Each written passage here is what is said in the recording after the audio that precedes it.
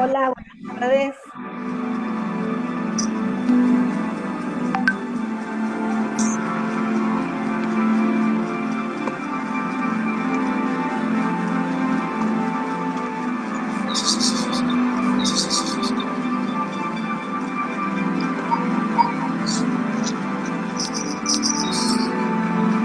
Hola, buenas tardes.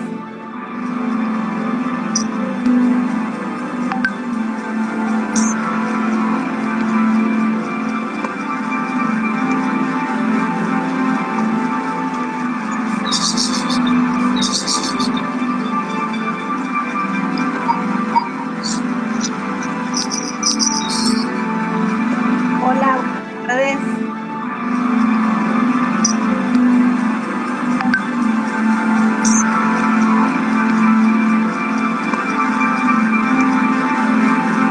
Hola, buenas tardes.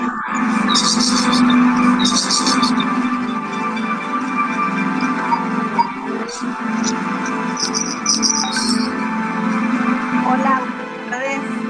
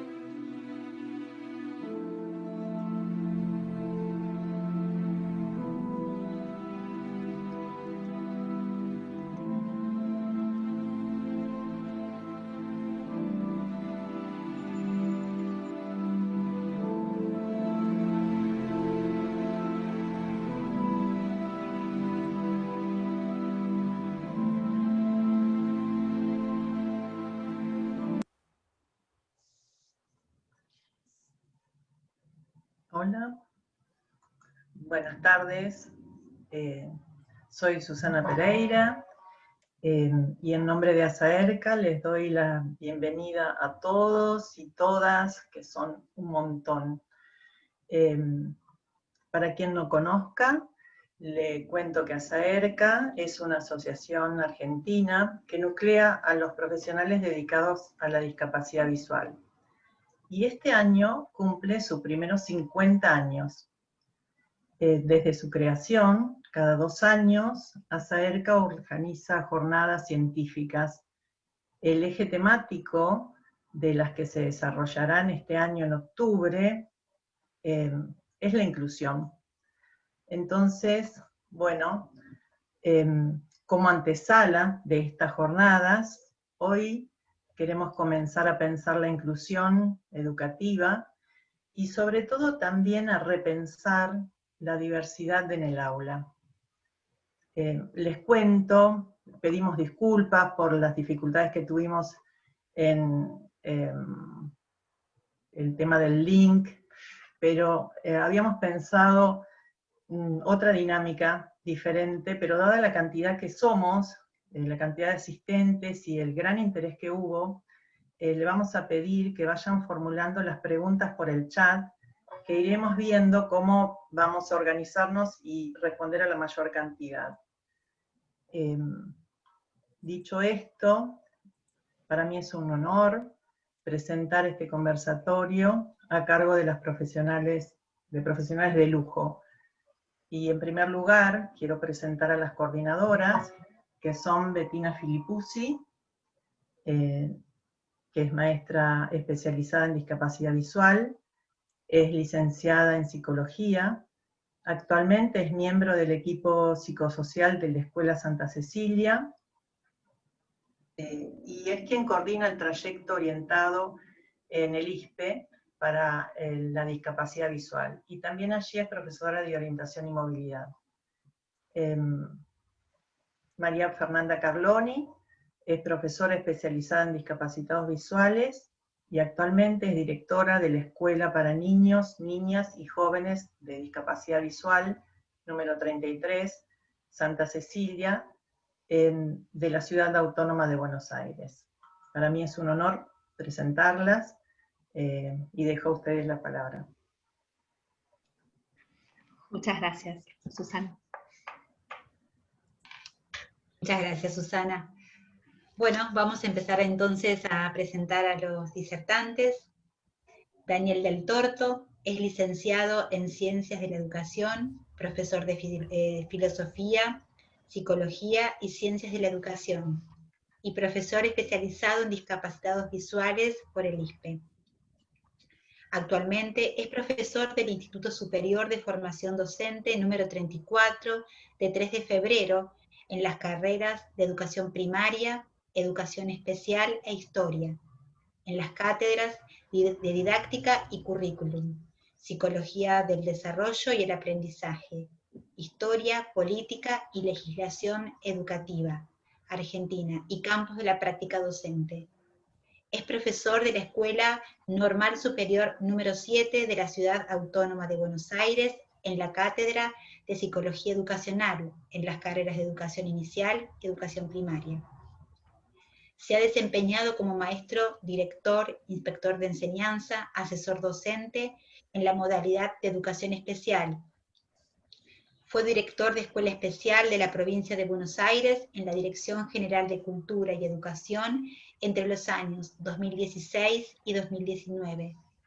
Se desempeñó como profesor en la especialidad en discapacitados múltiples y sordoceguera en el Instituto Superior del Profesorado de Educación Especial, CABA.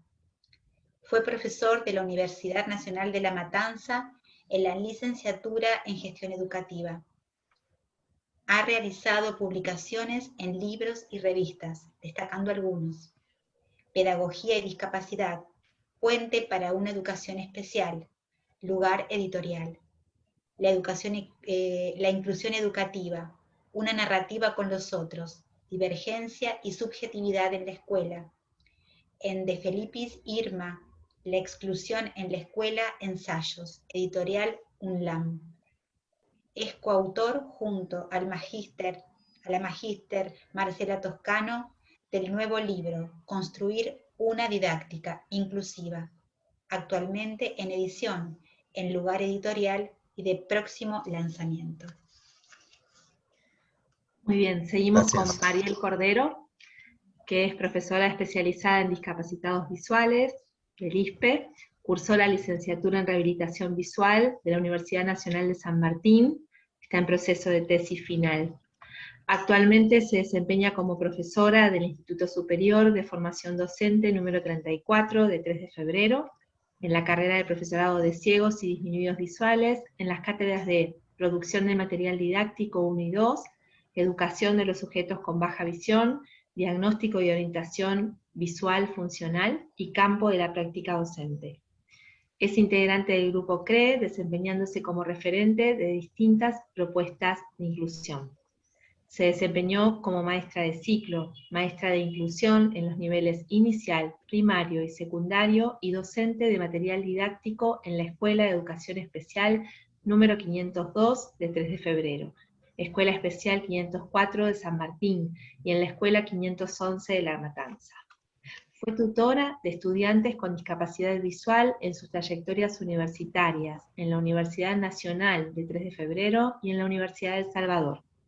Fue miembro de la Comisión de Baja Visión de la Provincia de Buenos Aires, colaborando en la elaboración de documentos de apoyo en la Dirección de Educación Especial. Brindó conferencias y charlas formativas en la Universidad de Morón, Hospital Oftalmológico de 3 de febrero e instituciones de nivel inicial, primario y secundario. Bueno, les damos formalmente la bienvenida y los dejamos a ellos que nos cuenten. Gracias. Gracias, Betina y María Gracias. Fernanda. Bueno, buenas tardes a todas y a todos. Gracias a Saerca por esta invitación a participar de este conversatorio. Ahora te toca a vos, Mariel. Un saludo. Hola, ¿cómo están? Bueno, sí, agradecemos muchísimo la posibilidad que nos dio Saerca para poder formar parte de este conversatorio, ¿no? Siempre repensábamos que dentro de Saerca hacíamos muchos perfeccionamientos que tenían que ver con nuestra caracterización, ¿no es cierto? Y la verdad que era necesario empezar a abrir las puertas, ¿no es cierto?, de lo que era la educación especial y compartir realmente estos nuevos paradigmas que están muy presentes en la educación de los estudiantes. Así que bueno, agradecemos poder colaborar y brindar nuestra experiencia al respecto. Bueno, un poco la idea de esto que pensamos con Mariel y que tiene que ver con lo que presentaba Susana al inicio, esto de pensar y repensar la inclusión y la discapacidad visual, y por eso ya aparece la primera diapositiva, Mariel. Sí, ya. Ya tengo mucho ya.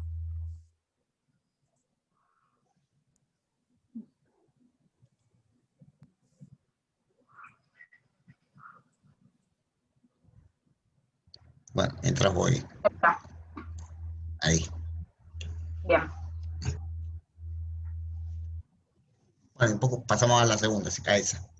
El planteo y un poco el punto de partida de esta conversación que nos planteamos con Mariel, y que después tendrá su correlato con alguna de las preguntas que ustedes puedan ir haciéndonos, es un poco, bueno, partir de lo histórico y de lo temporal, que somos como seres humanos, ¿no?, atravesados por el tiempo, y porque entendemos que para poder comprender el devenir de la educación inclusiva y de la discapacidad visual, necesariamente tenemos que hacer mención breve a lo que tiene que ver con las raíces y con las huellas, ¿no?, que de alguna forma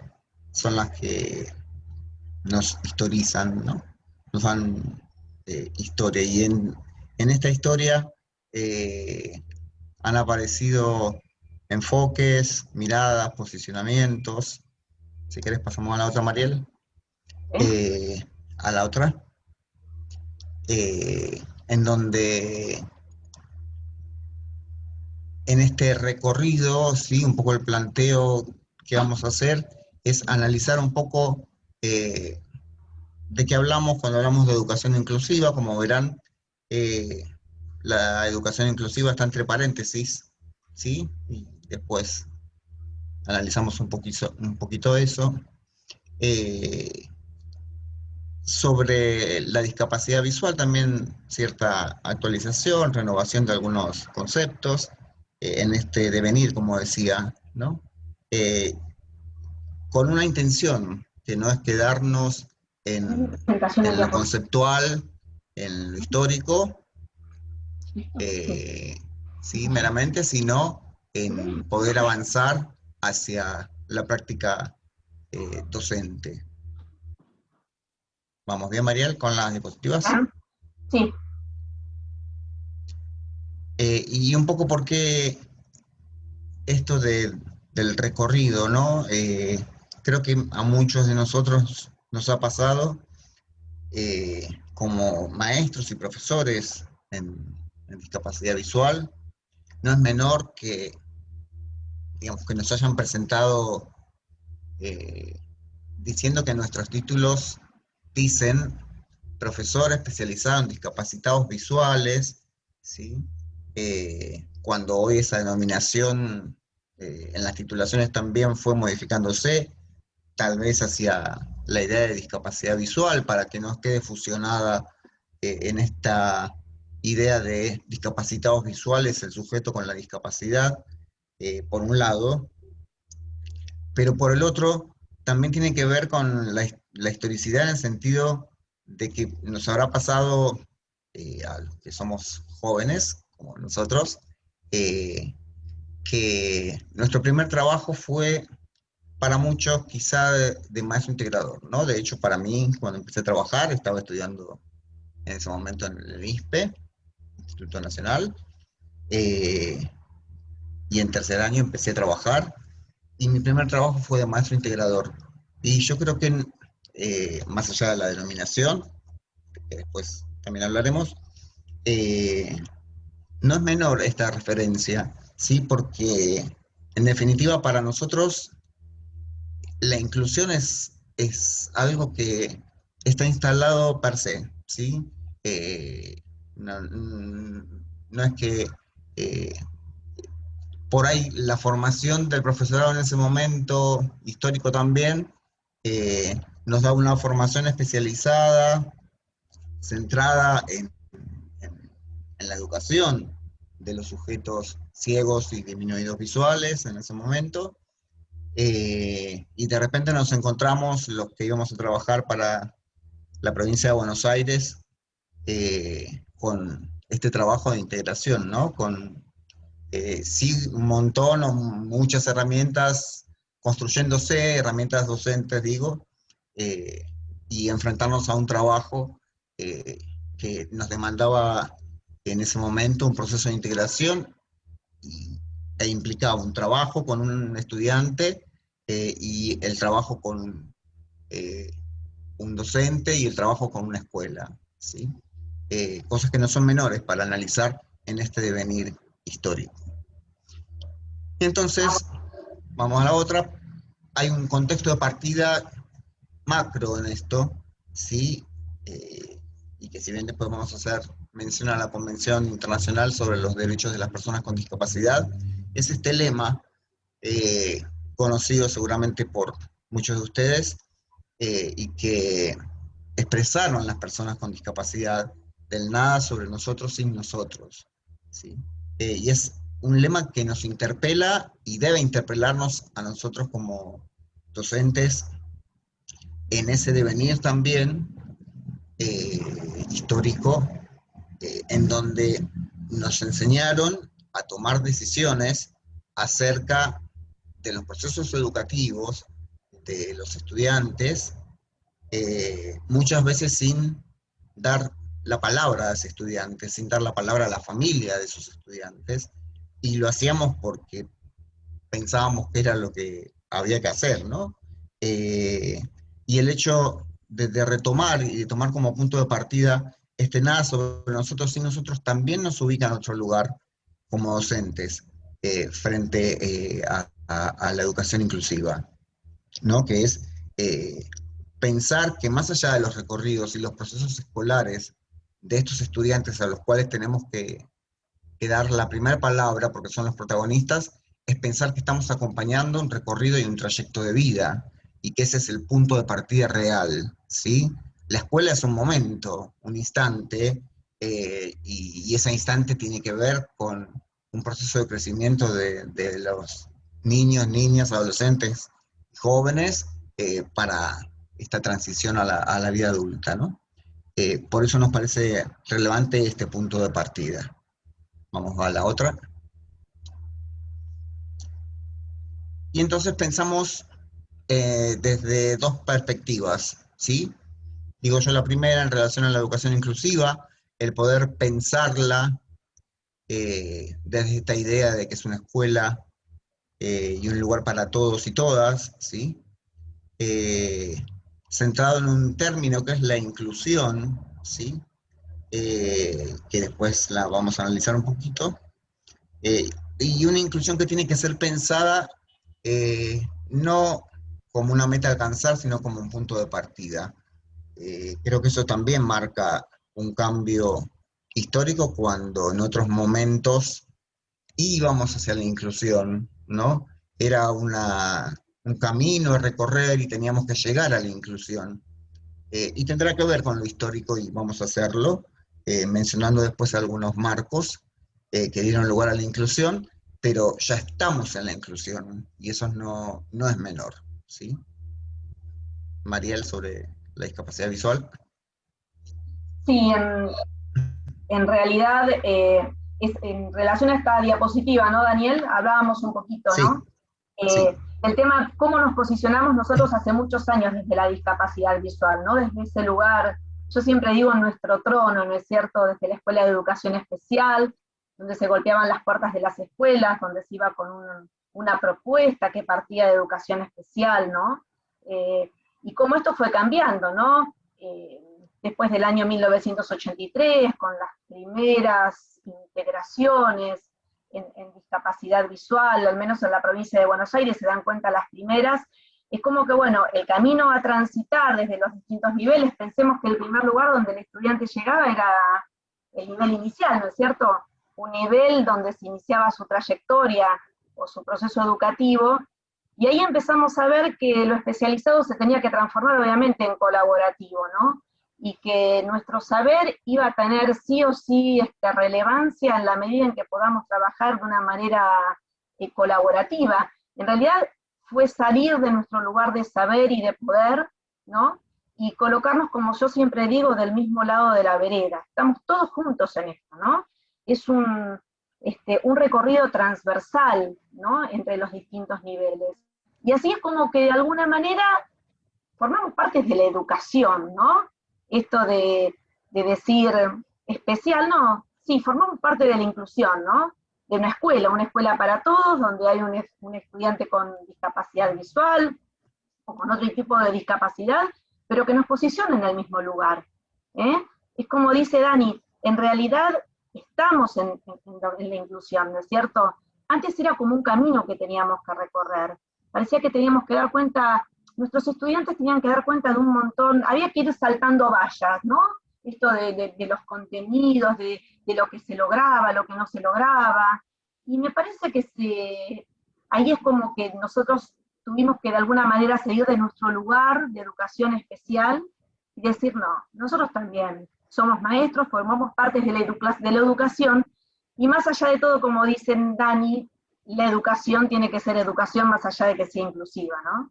Entonces sí, es el punto de partida, ¿no? Y ya lo van a ver históricamente, hace mucho que estamos en este lugar.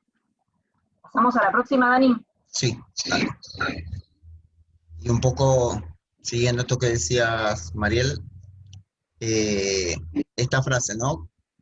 ¿la educación será inclusiva o no será educación? Que es una frase que dijo alguien que era superior en un momento, cuando fui director provincial de educación especial en la provincia de Buenos Aires, con motivo de un simposio.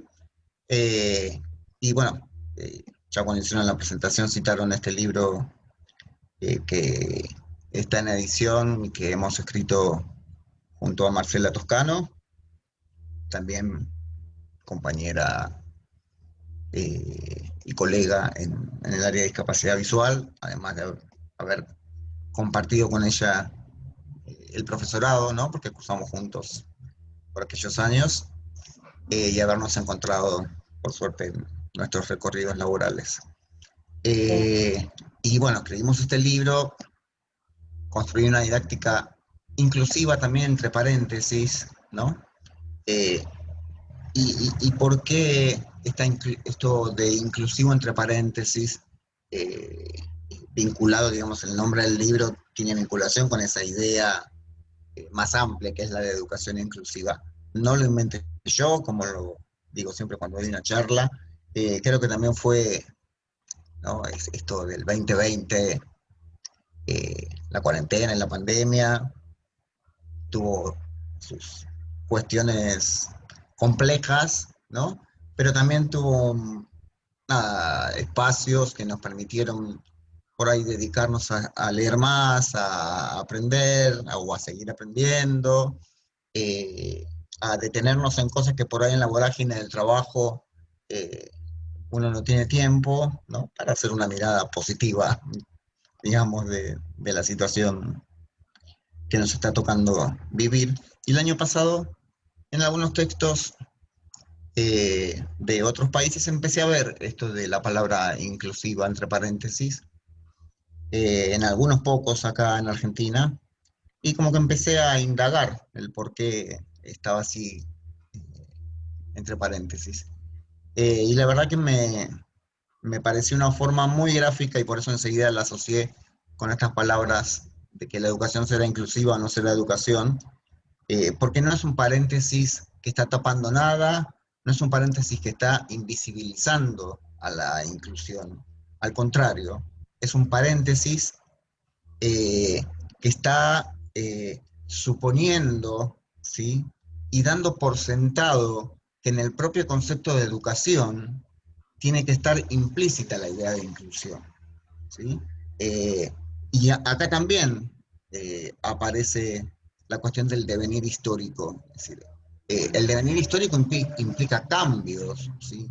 Y en esos cambios hay algo central que es precisamente el cambio. Es decir, si seguimos siempre hablando de inclusión y de inclusión y de inclusión, y esto nunca da un paso, ¿sí? Es realmente quedarse detenido. Y el hecho de empezar a pensar, ¿no? Y por eso la relación con el título del libro, así como hablamos de una educación que no haga falta adjetivarla, ¿sí? Ni decir que es inclusiva, ¿sí? Y que esto lo podemos ver en muchos lugares. Es lo mismo que en muchos lugares, me refiero, no sé, en algunas instituciones educativas, respetando, ¿no? Lo que cada uno pone, pero bueno, hay carteles en las puertas de las escuelas que dicen educación constructiva o educación inclusiva. Hay cosas que son, para mi modo de ver, implícitas, y que deben estar implícitas, ¿sí? Y la educación inclusiva es una de esas cuestiones que tenemos que empezar desde nuestra tarea, desde la educación especial, y desde la corresponsabilidad, un tema que después también abordará Mariel, en relación a pensar en cómo esto de la inclusión es un tema de todos, ¿sí? Porque claro está, ¿no?, que en esta historia la integración en su momento y la inclusión pareciera ser que es algo que corresponde a educación especial, ¿sí? Y primero, que cuando hablamos de educación inclusiva no estamos hablando de educación especial, ni de la educación de estudiantes con discapacidad, que la incluye, sino que estamos hablando de la educación de todos los sujetos. Por eso es importante avanzar hacia qué es lo que en este siglo XXI, en este nuevo tiempo, nos está pidiendo la educación inclusiva, y por eso la razón de este paréntesis, ¿no? Insisto, no para decir algo calladito ni despacito, al contrario, la idea es, tanto en la educación inclusiva como en construir una didáctica inclusiva, es decir, no hace falta que te esté diciendo que hoy la educación tiene que ser inclusiva o que la didáctica tiene que ser inclusiva, ¿sí? Porque es ahí donde se genera y donde empieza el cambio. Pasamos a la otra. Entonces, en este marco, alguno que me haya escuchado en alguna otra charla seguramente me ha escuchado decir esto, un estudiante con discapacidad no es un invitado que hay que incluir, no tiene que pedir permiso para nada, ¿sí? Y no estoy hablando de una escuela de educación especial, estoy hablando de una escuela de nivel, estoy hablando de un instituto de nivel superior, estoy hablando de una universidad, no tienen que pedir permiso para entrar a ningún lado, porque le corresponde por derecho, ¿sí? Por eso es lo importante de nuestra formación y de nuestra socialización, de cómo transmitimos a la sociedad que ese otro tiene derechos, no es que le estamos haciendo ningún favor, ¿no? Y en un momento, digamos, pensé esto de que la inclusión interpeló, y creo que sigue interpelando, a los procesos escolares, ¿no? Hasta en términos de que lo trastornó al sistema educativo. Y me voy a lo etimológico del tema trastorno, ¿no? Que tiene que ver con esto de, bueno, trans al otro lado, tornar, girar o tornear, acción y efecto de trastornar, como ven en la diapositiva, pero centralmente en esto de invertir el orden de algo, perturbarlo, ¿sí? Y en una parte del libro desarrollamos un poco también esta idea de cómo la educación inclusiva generó y genera, y falta aún por seguir trabajando, transformaciones que tal vez no generaron otras investigaciones, ¿sí? Porque el hecho del aula heterogénea, el hecho de trabajar con la diversidad y de dar lugar a la diversidad, ¿no? Por eso la didáctica entre paréntesis. Nada, yo no, por ponerla entre paréntesis no descubrí nada nuevo, al contrario, el pensar la atención a la diversidad, las aulas heterogéneas, es algo que viene desarrollándose en las investigaciones en educación hace muchísimos años, ¿sí? Yo diría más de 25 o 30 años, si no son más. Pero el modo en que la educación inclusiva y entonces la obligación de dar garantías a este derecho, ¿sí? Creo que tuvo más fuerza en cuanto a la perturbación, a este trastorno que generó en los sistemas educativos y en los procesos escolares. Pasamos a la otra. Y entonces, ¿sí? Tomo palabras que cita Coral Elizondo en uno de sus textos, que en realidad ella parafrasea o toma una definición de la UNESCO del año 2006, ¿no? La voy a leer, compartimos la lectura. Define la educación inclusiva como un proceso que permite abordar y responder a la diversidad de las necesidades de todos los educandos a través de una mayor participación en el aprendizaje, las actividades culturales y comunitarias, y reducir la inclusión dentro y fuera del sistema educativo, relacionada con la presencia, la participación y los logros de todos los alumnos. Seguramente muchos de ustedes o todos ya saben lo que es la educación inclusiva, y por eso antes hacía mención a que uno tiene que empezar a tomar distancia de que lo inclusivo solamente refiere a lo distinto y a lo diferente, o a la situación de discapacidad, o a las dificultades de aprendizaje. No, tiene que ver con la posibilidad de que cada uno aprenda desde las particularidades y modalidades de aprender, ¿no? Pero acá hay algo que también está entre paréntesis en esta frase, y que es un año, 2006. ¿No? El año pasado tuve la oportunidad, digamos, representando al Instituto 34 de 3 de febrero, de participar también de los 50 años del Instituto de Bahía Blanca, y dije lo mismo, ¿no?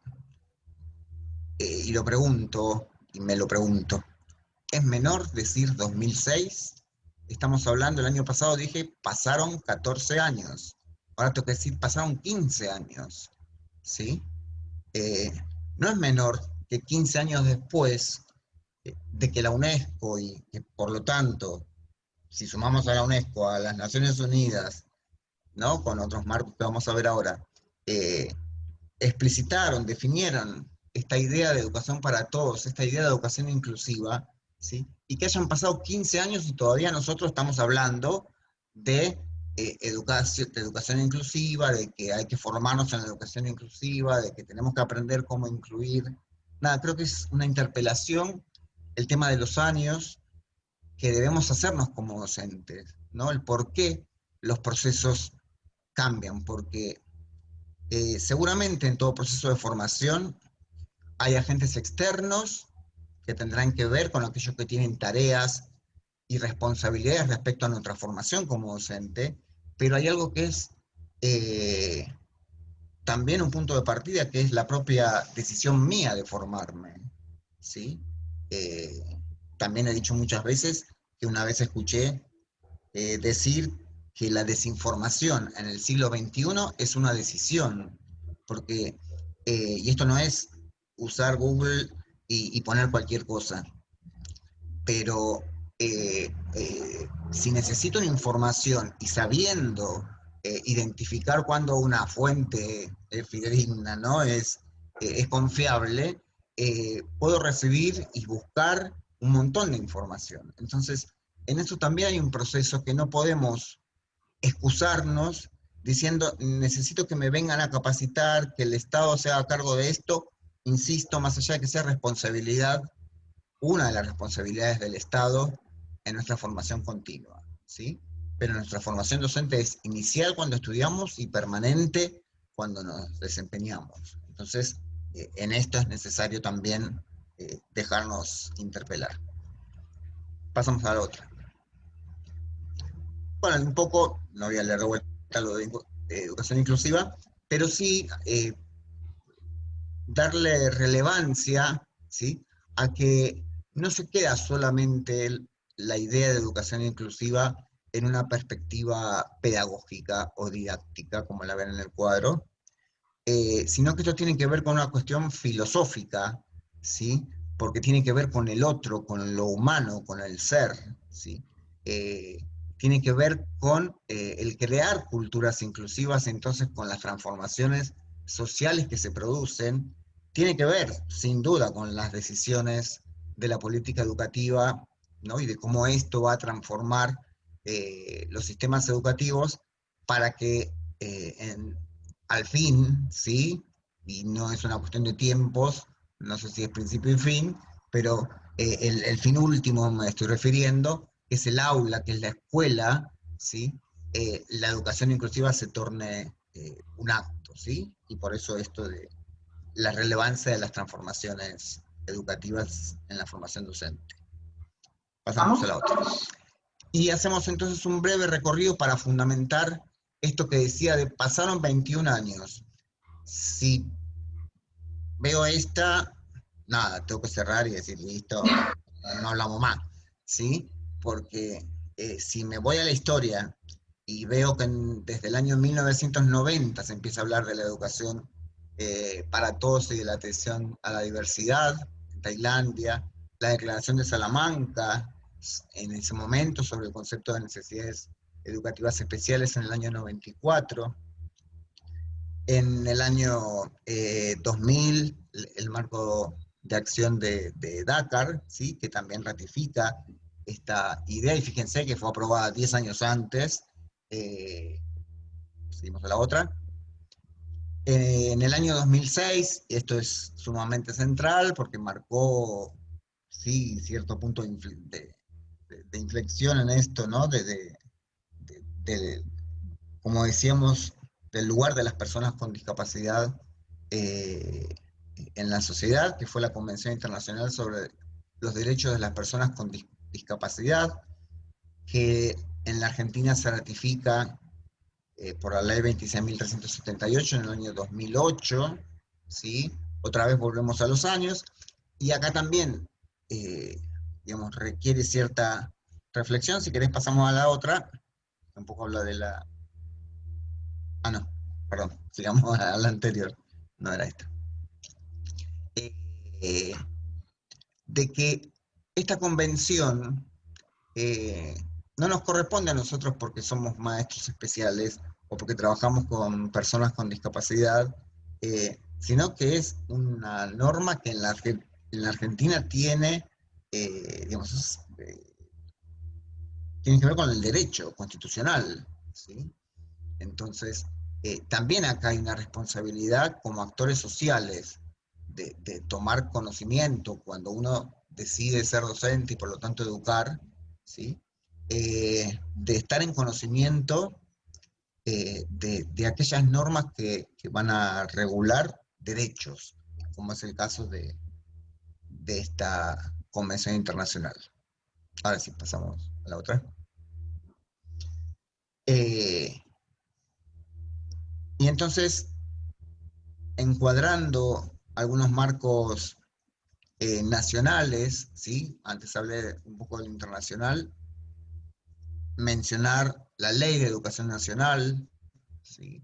Ahora no recuerdo el nombre, pero me acuerdo que en una charla que di había contado las veces que dice inclusión en la Ley de Educación Nacional, que también estamos hablando del año 2006, las distintas resoluciones del Consejo Federal de Educación, la resolución del año 2016, la 311, que marcó esta resolución,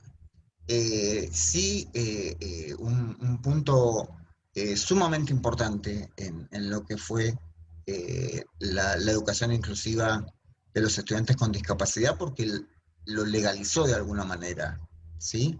Antes estaba esto, como decía Mariel, de ir a golpear puertas a ver si querían. Podemos traer, a todos nos habrá pasado, ¿no? A los que somos más jovencillos, de ir a llamar por teléfono, golpear la puerta de una escuela primaria o de un jardín o de una secundaria y decir, mira, hay un chico, una nena, un adolescente con discapacidad visual, podemos hacer un proyecto. Es como que íbamos ahí a ver si nos daban permiso, ¿no? Como el vendedor que llega a la escuela, aunque todos sabemos que no se puede entrar, pero que viene a vender ropa, sí íbamos nosotros a ver si nos dejaban integrar a un niño. Bueno, ya no hay que pedir permiso de nada, ¿sí? Y entonces esta resolución marcó el derecho, ¿sí? Y si bien había otras resoluciones, no es que es la primera, le dio este carácter de obligatoriedad y de corresponsabilidad de los niveles, ¿sí? Porque si no, antes todas las resoluciones estaban vinculadas a la educación especial, ¿sí? Respecto a la inclusión. Y de hecho esta resolución habla de educación inclusiva, ¿sí? Y en relación a esta, la resolución 2945, donde también es un avance importante, y estamos hablando acá a nivel nacional, después Mariela hará referencia a algunas cuestiones provinciales, porque bueno, primero porque sabemos que hay gente de distintos lugares o provincias y jurisdicciones, y porque este es el marco nacional, ¿sí? En donde cada jurisdicción después debió ajustarse a ese marco nacional y definir sus propias normativas, ¿no? Y esto de definir desde una norma cómo otorgarle el título secundario a un estudiante que realiza una trayectoria educativa en el nivel secundario también fue sumamente relevante e histórico. Daniel. Sí. Daniel, sí, discúlpame, viste que en el auditorio nosotros tenemos también personas con ceguera.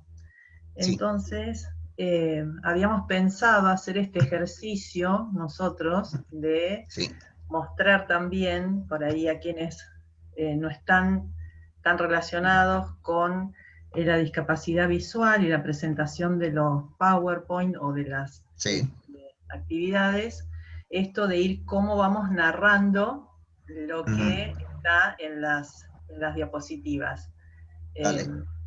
Así, digamos, también es una manera que ¿te acordás que habíamos pensado en esto? Sí. Y de armar esta dinámica? Y bueno, entonces, si les parece, los podemos poner en práctica, y también sirve como modelo, es una manera de modelar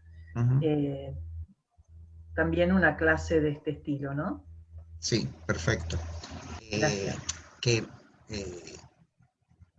Más que nada, si bien en esto son cuadros, ¿no?, que estamos presentando, por ahí después que vienen imágenes, sí estaba como más considerado, pero sí lo incluimos ahora. Bueno, en esta placa presentamos un poco, para profundizar lo de la convención, hay 4 cuadros, ¿no?, en donde se plantean algunos ejes centrales de la convención, en donde Argentina adhiere como Estado parte, y en tanto adhiere como Estado parte, tiene responsabilidad, ¿no?, de que se cumpla esta política pública, ¿no? Como dice la convención, en uno de sus cuadros expresamos que las personas reciban la atención educativa a lo largo de toda su vida. ¿Sí? El otro cuadro, que no queden excluidas del sistema general de educación por motivos de discapacidad. ¿Sí? Y el tercer cuadro, que puedan acceder a la educación inicial, primaria y secundaria, ¿no? Y en esto, si lo vinculo a la resolución 311, también tendríamos que pensar que estar en la educación especial también es estar incluido, ¿sí?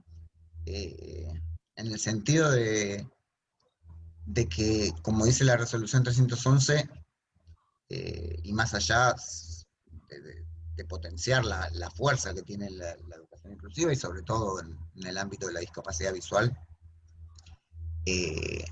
donde es más común, ¿sí?, que en otros tipos de discapacidad, queda claro que es la familia la que elige la escuela en donde quiere, como cualquier familia, ¿sí?, con o sin hijos con discapacidad, que elige la escuela donde su hijo va a realizar su trayectoria.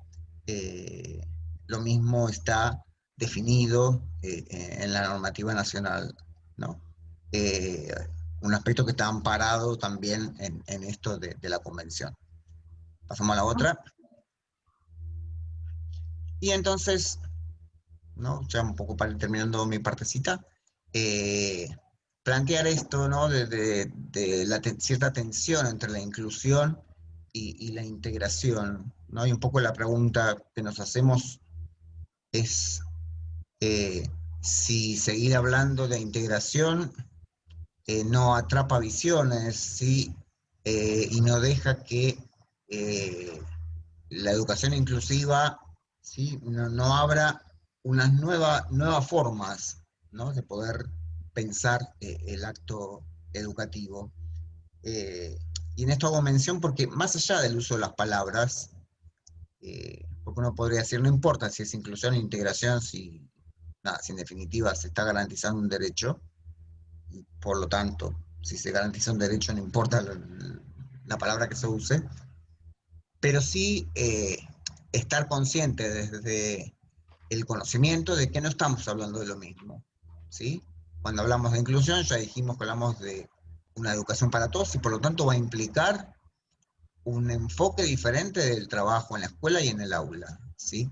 La integración responde metodológicamente a la adecuación de ese sujeto, ¿sí? De ese estudiante con discapacidad al entorno. Y si tomo el modelo social, ¿sí? Que mencioné antes, pero bueno, un poco la convención se enmarca en esto del modelo social de la discapacidad, donde la discapacidad se la define como el resultado de la interacción entre el sujeto y el entorno. Seguir hablando de integración es un poco contradictorio, ¿sí? En este caso, la placa dice inclusión versus integración, y está estas preguntas acerca de visiones atrapadas o miradas abiertas. Y una flecha que va hacia tres aspectos, ¿no? que continuaremos desarrollando, que es la presencia, la variabilidad y el conocimiento, ¿sí? Hablo de la presencia y variabilidad y conocimiento, después sigue un poco Mariel. Una presencia que significa no meramente estar, ¿sí? Porque por estar pueden estar muchas personas, sino realmente que esa presencia tenga que ver con que la escuela, sus actores, no algunos actores, porque también está en este recorrido histórico del director de una escuela o directora decida a ver a quién pongo en segundo grado o en cuarto grado, porque este año va a estar María, que tiene una discapacidad visual, porque es más abierta, porque es más dispuesta, y ya ese tiempo caducó de si soy más abierto o menos abierto. Acá yo decidí educar, ¿sí? Y decidí educar a niños y niñas, y estudié para inicial, para primaria, o adolescentes y adultos, y decidí estudiar un profesorado de educación secundaria. O a todos, y decidí ser profesor de educación especial. Y entonces, acá es donde la presencia tiene que empezar a variar en el reconocimiento y en nuestro aporte que hacemos en ese proceso de constitución subjetiva, de construcción de la subjetividad, de las interacciones, ¿sí? de cómo llevamos a cabo la dinámica institucional y la dinámica del aula de modo tal de que esa presencia no se invisibilice, ¿sí? Que no sea solamente el acto, nos acordamos de poner a alguien que está en una propuesta de inclusión, o nos acordamos no sé, de que lleve la bandera, o nos acordamos en determinada reunión. No, acá la presencia tiene que ser planificada, tiene que ser concebida por todos los docentes, ¿sí? Tiene que ser parte de lo institucional. En relación a esa variabilidad y al conocimiento, ¿no? Y eso lo va a desarrollar Mariel, pero si querés pasamos a la otra, en donde si pensamos que la educación inclusiva tiene que ver con un proceso en donde todos los sujetos, ¿sí? Niñas, niños, adolescentes, jóvenes y adultos, van a aprender desde diferentes modalidades, ¿sí? Y la palabra diferencia no quiere señalar que este es distinto al otro, no, es el reconocimiento de la particularidad en mi forma de aprender. ¿Sí? Si el punto de partida va a ser ese, entonces tenemos que seguir con lo que viene, que es entender que no puede existir una única forma de enseñar. ¿Sí?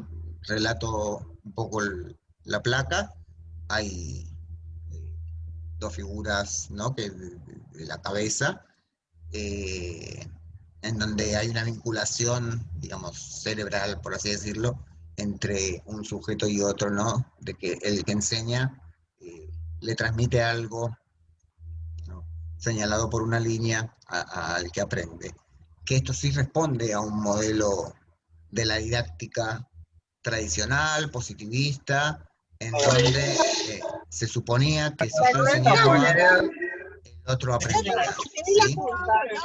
Cambiando estos modelos y pensando, hay alguien que tiene ahí, y pensando que no existe una única manera de aprender, sí, que es muy bello decirlo, bueno, no se termina ahí, porque si no hay una única forma de aprender, entonces no puede haber una única forma de enseñar, y ahí es donde viene entonces nuestro compromiso, nuestra tarea.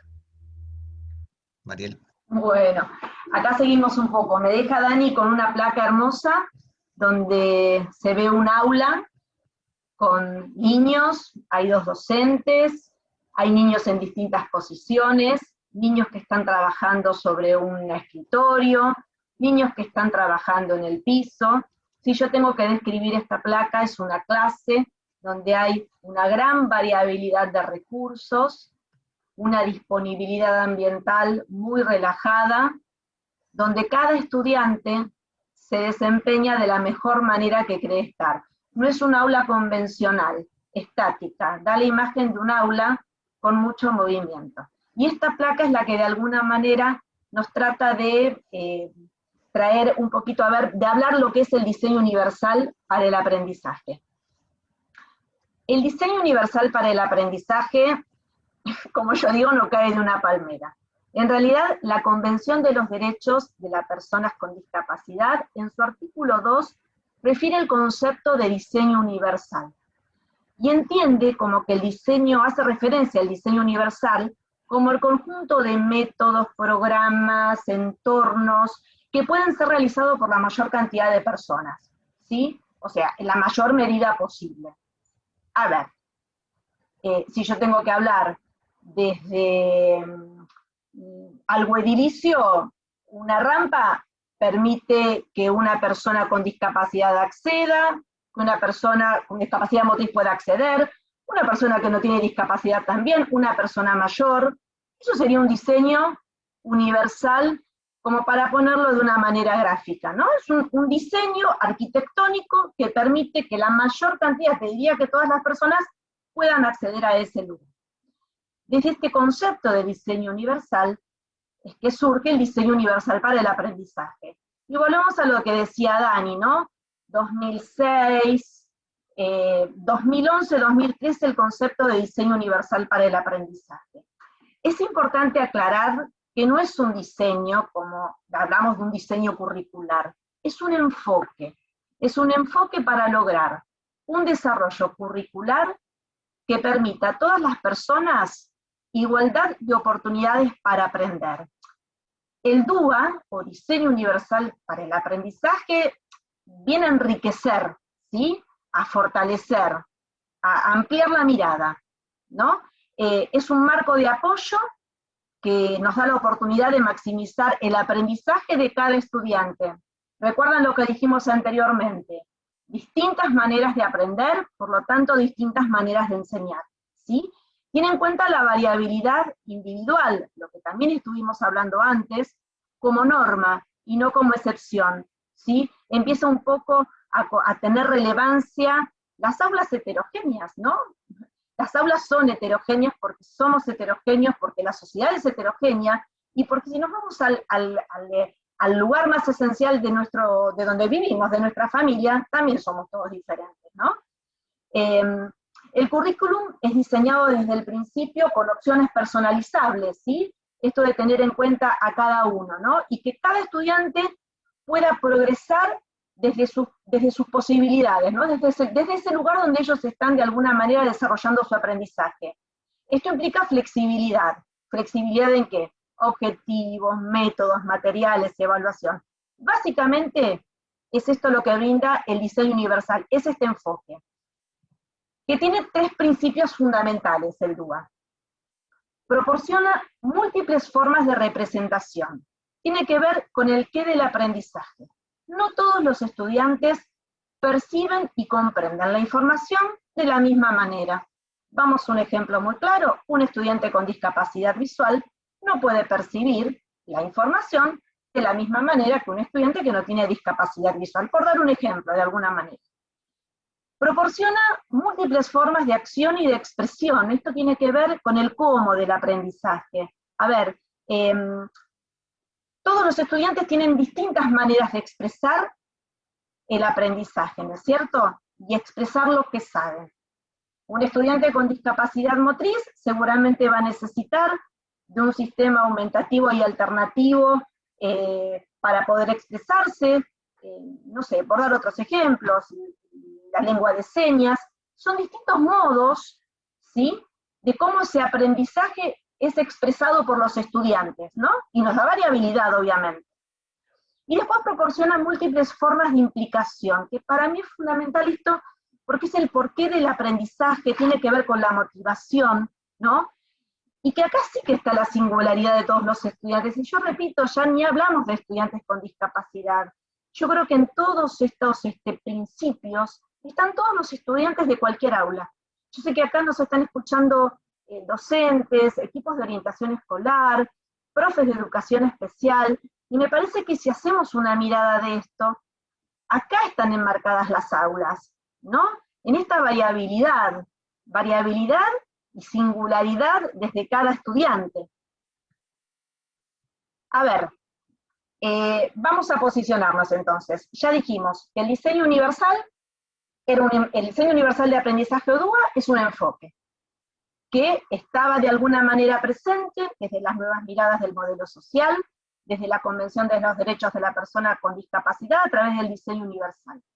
Nosotros tenemos de alguna manera un marco dentro de la República Argentina, un marco nacional, que de alguna manera otorga, ¿no?, justifica o de alguna manera hace que esto, como decía Dani, no es una invitación, esto está con nosotros, ¿no? Es así, está con nosotros. Así, de alguna manera, lo que se hace es que se puedan construir dispositivos educativos de inclusión que respondan a experiencias educativas inclusivas, organizadas, sistematizadas y mediadas por el diseño curricular. Cuando yo hablo de dispositivos, un dispositivo educativo de inclusión requiere fundamentalmente del trabajo corresponsable y colaborativo, ¿sí?, entre los niveles y las modalidades. A ver, me parece que estamos todos juntos, así como ustedes, muchas personas que por ahí no son del área de educación especial, se interesaron en esta charla, es porque estamos todos juntos, ya esto es un punto de partida fundamental, ¿no?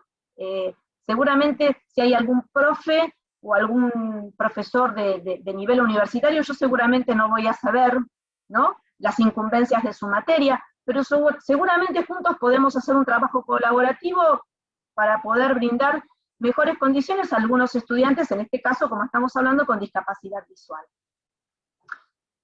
Dentro del marco normativo de lo que es la normativa de la República Argentina, se elaboran trayectorias educativas en los niveles, ya sea a nivel inicial, primario, secundario, se elabora una propuesta pedagógica de inclusión, y lo que dice la ley, lo que dice la normativa, es que a todos los estudiantes debemos garantizarle alguna experiencia educativa, inclusiva, organizada. A ver, muchos estudiantes, la verdad necesitan realizar su trayectoria educativa con más horas en lo que es el ámbito de la educación especial. Y esto es algo que está marcado y que de alguna manera tenemos que tener en cuenta. Pero eso no significa que no le podamos proporcionar alguna experiencia educativa, inclusiva y organizada. En el marco de la provincia de Buenos Aires tenemos lo que son las trayectorias curriculares compartidas, ¿no? Pero siempre mediadas por el diseño curricular. A ver, cuando hablamos a veces de una TCC, de un estudiante que está transitando su trayectoria en educación especial, no hablamos de una invitación y de una visita del estudiante de educación especial, no.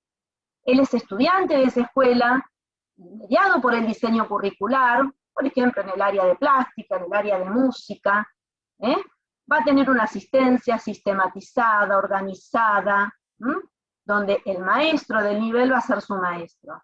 Entonces ahí estamos brindando una experiencia educativa inclusiva y organizada.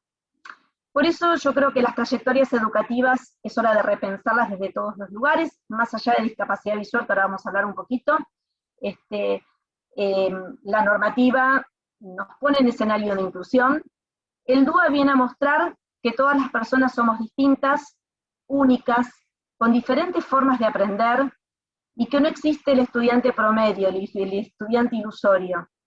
Y esta frase, que también es del libro Construir una didáctica inclusiva, a mí me encantó, y creo que nos tiene que empoderar a cada uno de nosotros.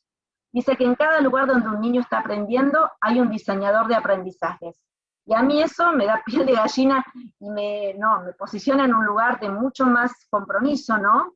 Esto de diseñar aprendizajes, más allá, ¿no?, de todo lo que uno puede ir trayendo a lo largo de toda su formación. Diseñamos aprendizajes en cada lugar, en cada momento que estamos con los estudiantes. Bien, pero acá Acerca nos invitó y tenemos que dar una mirada de lo que es la inclusión y lo que son los estudiantes con discapacidad visual, ¿no? Hablar un poquito de las orientaciones que pone posibilitar prácticas pedagógicas en escenarios diversos. En la placa hay dos fotos. Hay una foto de un estudiante con, yo le pongo visión baja y ahora les voy a decir por qué, o con baja visión como acostumbramos a decirlo, que está con un atril, está con anteojos, con una buena iluminación, leyendo un texto. Y en la otra foto hay un estudiante ciega, de nivel primario, feliz, con sus compañeros, y le está llevando la mano a su compañera para que lea el texto. Carlos Scliar dice que no hay que estar preparados, sino disponibles. Creo que esto es fundamental. Creo que muchos escuchamos, tanto en los equipos de orientación escolar, seguramente entre los docentes, yo no estoy preparado, ¿cómo hacemos con este estudiante? Bueno, no importa, ¿estás disponible? Fantástico. La trayectoria es un trabajo corresponsable, es un trabajo entre todos, ¿sí? No es un trabajo individual. Todos de alguna manera disponemos del otro. ¿Por qué hablo de visión baja? Hace poco escuché en un conversatorio, creo que Susana también se debe acordar, junto con Gabriela, que se estaba hablando del concepto de visión baja, porque en realidad cualquier estudiante con baja visión, esa visión es su 100%, ¿no es cierto? Entonces es como que también tiene una mirada diferente para hablar de estudiantes con baja visión. Para quienes no están en el tema, están los estudiantes, en el caso de discapacidad visual, estudiantes con ceguera, que son quienes carecen de visión, y estudiantes con visión baja o baja visión, que la verdad abarca una gran cantidad de funcionalidades visuales diversas, que van más allá de la fotocopia ampliada, van más allá de la letra más grande, sino que tiene que ver con distintas maneras de funcionar visualmente, distintos grupos de visión funcional, que requieren obviamente de configuraciones, de apoyos específicos para poder favorecer los procesos de enseñanza. Ustedes me dirán, bien, estudiantes con discapacidad visual, con baja visión o con ceguera, ¿no? Si nosotros nos ponemos a pensar para las personas por ahí que no están en esta modalidad, la vista es uno de los recursos fundamentales en todos los escenarios educativos. Ya sea, si ustedes vamos a nivel inicial, primario, secundario, la vista siempre está sentada en el primer lugar, yo siempre digo, ¿no? Es predominante. Y la verdad que hay una razón, ¿no?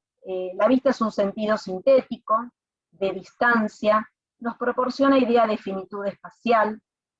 El sistema perceptivo táctil recoge información fragmentada, analítica, parte por parte, es proximal. Yo toco lo que tengo cerca, lo que tengo lejos me tengo que acercar. No siempre está disponible lo que yo puedo tocar, ya sea en tamaño, en peligrosidad, en accesibilidad. Con lo cual la vista proporciona un montón, ¿no es cierto?, de posibilidades más enriquecedoras, vamos a ponerlo entre comillas, para el proceso de aprendizaje. Pero como yo una vez le decía a una docente, ¿no? Vamos a tratar de tener la educación desde otra perspectiva, ¿no? Y no es sacar la vista, sumémosle a la vista los otros sentidos, ¿no? ¿Qué pasa si nosotros podemos percibir nuestro entorno más allá de los estímulos visuales? Más allá de estos estímulos que están cerca nuestro. La información recibida multisensorial yo les puedo asegurar que es fascinante. Y cuando las descubrimos, abrimos otros canales más allá de los visuales. Y estas experiencias multisensoriales, ¿sí?, en escenarios diversos, en propuestas pedagógicas de inclusión, suelen ser fascinantes no solo para los docentes, sino para todos los estudiantes. Las trayectorias educativas de estudiantes con discapacidad visual requieren, de alguna manera, de algunos principios para tener en cuenta. Es necesario propiciar y valorar la participación oral, propiciar múltiples formas de acción y representación, a ver si recuerdan esto aquí, si les hace acordar al DUA. ¿Se acuerdan? Esto es uno de los principios del DUA. Proporcionar representaciones que puedan ser colaborativas con los estudiantes, estrategias de trabajo colaborativo. Toda situación de aprendizaje debe partir de lo concreto, de lo vivido y experimentado. Y sobre todo, el trabajo corresponsable con la docente de nivel, planificando en forma anticipada y construyendo así escenarios pedagógicos inclusivos. Si yo me pongo a leer todos estos principios o de alguna manera consideraciones que debemos tener, yo les diría que van para todos los estudiantes de cualquier aula, ¿sí? ¿Esto qué quiere decir? Que si bien hay una especificidad para trabajar trayectorias educativas inclusivas en estudiantes con discapacidad visual, tenemos una gran generalidad, ¿sí?, de métodos, de formas, que son accesibles para todos los estudiantes. Bien, los escenarios reales y las prácticas pedagógicas inclusivas requieren de configuraciones de apoyo. Es verdad, en la imagen se ven dos niñas que están con un libro adaptado en sistema braille, con un gráfico de una niña que está representada como si fuera un muñequito articulado con el sonido de un cascabel. ¿Qué es una configuración de apoyo? Porque hablamos de apoyos, de configuraciones de apoyo. La verdad es la manera particular que tiene el docente, ¿sí?, para favorecer el proceso de construcción de los aprendizajes. Cuando yo les hablo de configuración de apoyo, les hablo del docente de educación especial. Un docente de nivel puede hacer una configuración de apoyo.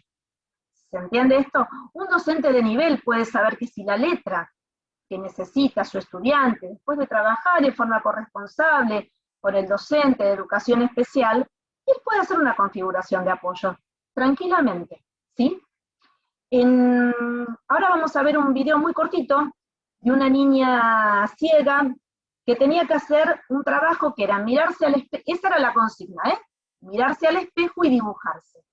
Obviamente había que hacer una configuración de apoyo sobre esta actividad, es una actividad que se realizó en pandemia, partimos desde el dibujo de una cara, ¿no?, con el pelo y con los ojos ya ubicados, para que la niña lo pueda completar. Y veamos cómo disfruta también de esta actividad. La naricita. Así, mira cómo me pego la pera. Pero pegamos en la carita de la nena. Acá está la cara. La naricita cerca de los ojitos, va abajo Ahí, de los mira, ojitos, a ver. acá, abajo de los ojos. Bien.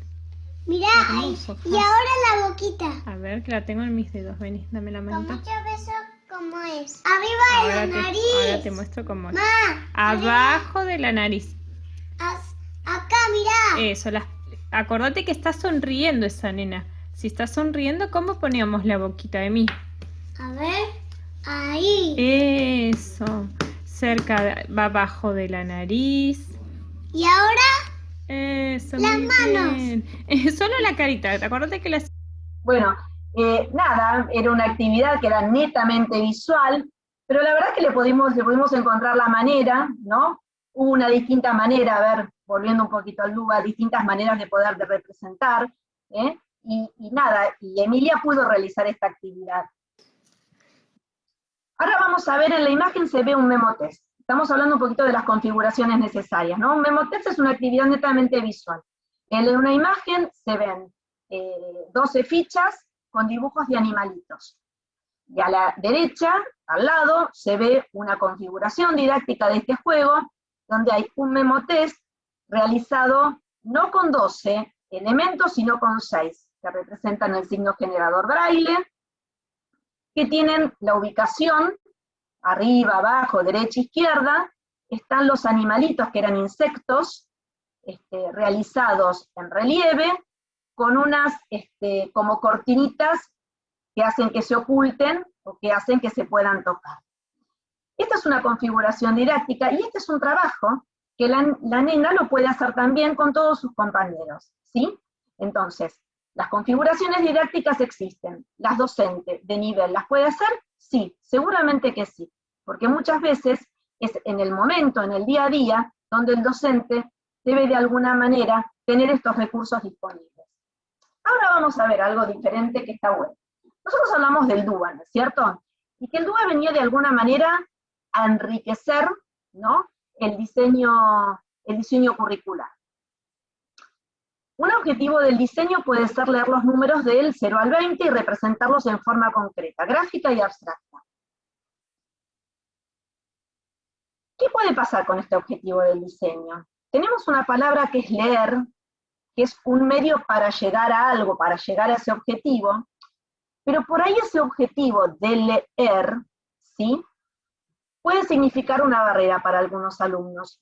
Nosotros sabemos muy bien que los estudiantes con ceguera, por ahí, no identifican los números tan rápidamente, porque requiere también de toda una representación del signo de número en braille, de las letras. Entonces, de alguna manera, este objetivo es un poquito como una barrera. Pero pensemos si yo este objetivo del DUA lo enriquezco con estas dos propuestas. Identificar los números del 0 al 20 y representar números del 1 al 20 en forma concreta, pictórica y abstracta. Mira, ahora se presenta una placa donde hay una banda numérica, donde está el número representado en braille, el número en un macrotipo, y el número representado con elementos pegados, que representan la cantidad. ¿Sí? A ver, esto es como, de alguna manera, rever algunas formas, ¿no? Es muy apasionante el tema del diseño curricular prescriptivo, y de qué manera, ¿no?, atravesados, enriquecidos a través del DUA, podemos elaborar estrategias, podemos plantear otros objetivos, ¿sí?, que puedan de alguna manera no ser limitativos para algunos estudiantes. Es interesante, por ahí requiere, la verdad, que por ahí una jornada un poco más extensa, ¿no?, porque es esto, es enriquecimiento del diseño curricular. Si tenemos que hablar también, podemos hablar de los que son los recursos universales, ¿no? Recuerden que cuando yo les hablé del diseño universal, hablaba de estos métodos, de estos entornos, de estos programas, que eran favorables para todos. Yo, en esta placa se ve un libro que se llama Mientras el lobo no está.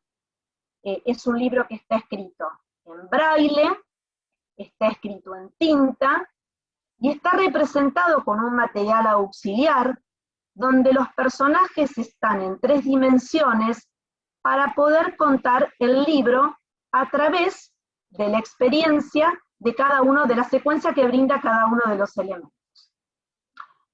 Ustedes me dirán, bueno, esto sería fantástico que esté en la escuela donde están nuestros niños con discapacidad visual.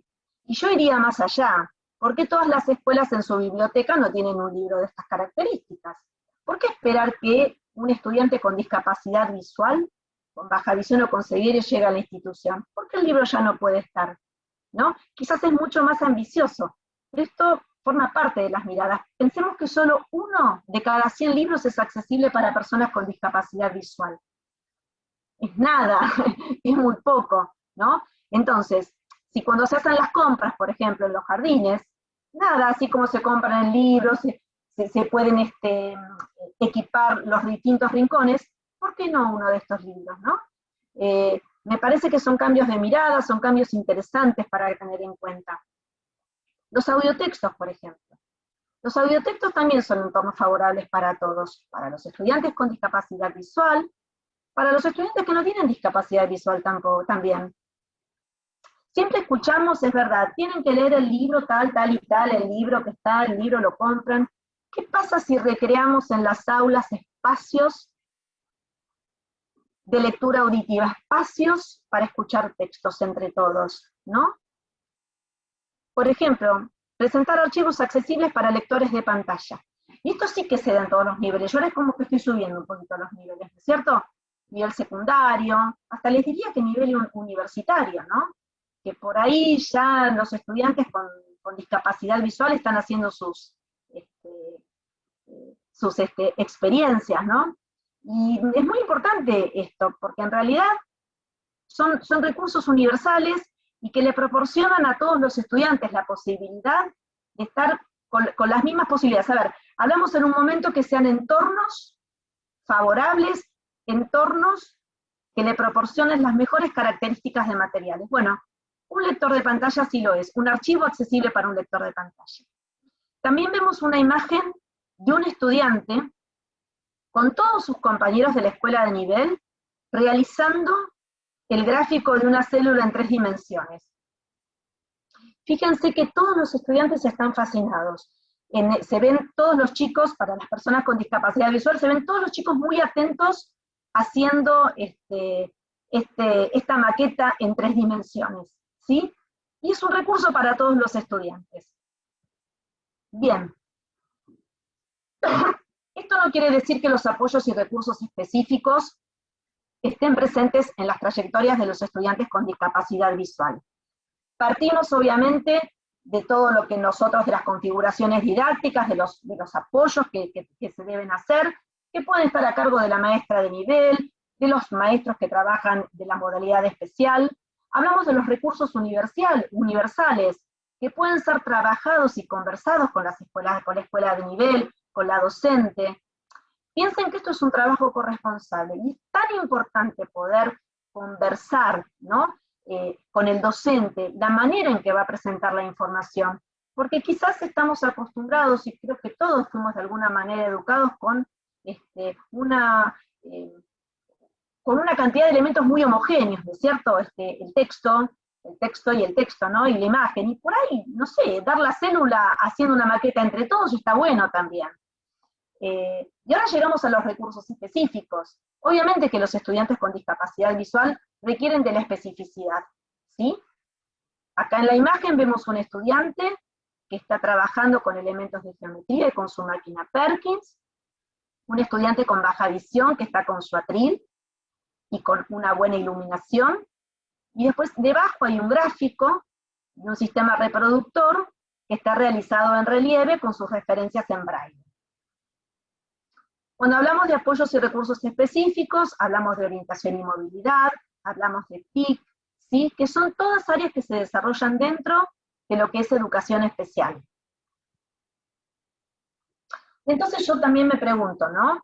El escenario actual que tenemos ahora es esto, la educación inclusiva la tenemos. Tiene la compleja misión de alojar a los estudiantes. Yo creo que es como lo más importante. Yo leí una vez que el nivel inicial es quien aloja por primera vez a los niños, ¿no? Y que inicia un camino en esto de alojarlos. Estuvimos hablando de lo general, cuando hablamos del diseño curricular, y cuando hablamos de DUA también, ¿no?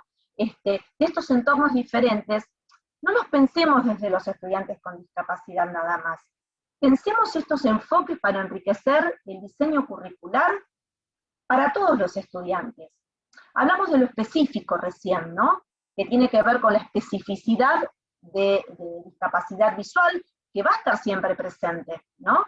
Y que de alguna manera va a acompañar a los estudiantes a lo largo de su trayectoria educativa, dándole todas las herramientas necesarias, ¿sí? Para que en los niveles superiores, ya sea en nivel secundario, y aún más en el nivel universitario, puedan contar con las herramientas necesarias para su trayectoria. Y lo singular, que tiene que ver con cada individuo, con cada niño, con cada historia, ¿no? Con cada motivación para aprender. Acá estamos juntos para andamiar, con ustedes, construir, flexibilizar nuestras estructuras. Creo que es así. Creo que tanto Dani como yo venimos de estructuras anteriores, no somos tan jovencitos, y bueno, tuvimos que de alguna manera empezar a ayornarnos con estos cambios, y que la verdad que son fantásticos, ¿no? Y es importante ofrecer otros escenarios educativos, ¿no?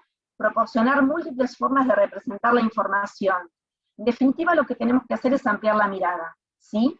Y entender que somos protagonistas de una educación corresponsable y colaborativa. Nosotros necesitamos desde Educación Especial trabajar con las escuelas de nivel, son totalmente necesarios, los maestros yo creo que cobran una importancia, quizás por ahí no sé si esto está de alguna manera escrito en algún lado, pero la importancia de los docentes en las escuelas de nivel es fundamental. Nosotros acompañamos y trabajamos juntos. En la imagen se ve una niña que tiene todos sus dedos manchados porque trabajó con coco rallado, y a la derecha hay una imagen con bolsitas porque estuvieron haciendo alfajorcitos de maicena. Hay bolsitas que tienen los nombres en tinta, y una bolsita que tiene el nombre en tinta y en braille, para que ella pueda llevarse sus alfajorcitos a su casa. Así que me parece que agradecerles el habernos dado este tiempo para poder charlar con ustedes. Tenemos muchísimo por andar. La educación inclusiva y el enriquecimiento del diseño curricular a través del diseño universal del aprendizaje requieren, les diría que hasta de una aula invertida para poder trabajar juntos. Y nada, con Daniel estamos profundamente agradecidos a SAERCA que nos dio esta posibilidad, y estamos a disposición. Bueno.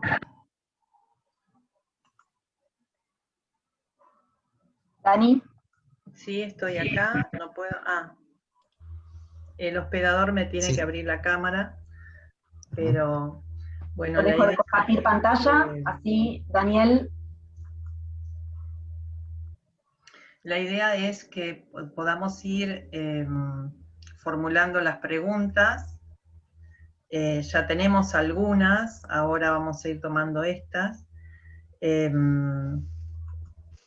Entonces, acá estoy, escuchando atentamente.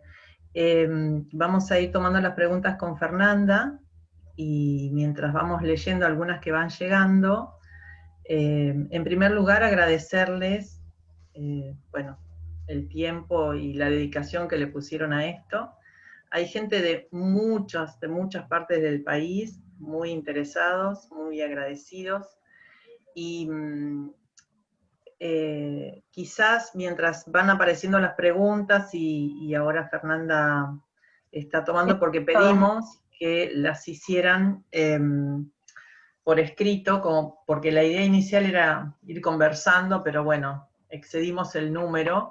Entonces, quizás mientras vamos tomando esas preguntas, yo lo que puedo contarles a todos es que, dado este gran interés que hubo por todos de participar, y vimos la necesidad en esto de pensar estos, diríamos, nuevos paradigmas, pero que no son tan nuevos, ¿no? Como bien decían, y que se fueron construyendo a lo largo de tantos años, que parecen pocos y parecen mucho, desde cuando empezábamos a integrar, hace ya un tiempo, a hoy, que nos hace pensar en estas aulas abiertas, ¿no? Los diseños universales, y cómo las normativas y los marcos conceptuales fueron cambiando, y como que nos dan todo ese andamiaje para, digamos, ya no hablar de educación inclusiva, sino de educación, y en ella pensar a todos y todas las niñas en su singularidad, ¿no? Porque es así. Este derecho es pensar en ellos en su singularidad y su necesidad. Después veremos cuál recurso, cómo, ¿no? Pero por ahí también pensamos desde ASAERCA, junto con Daniel del Torto y con Mariel Cordero, de profundizar un poco más estos temas que hoy fueron lanzados así, que nos dejaron pensando, y les voy a presentar, les voy a proponer algo, y a ver qué les parece. pensamos en, ¿estoy bien? Sí, acá. En, perdón.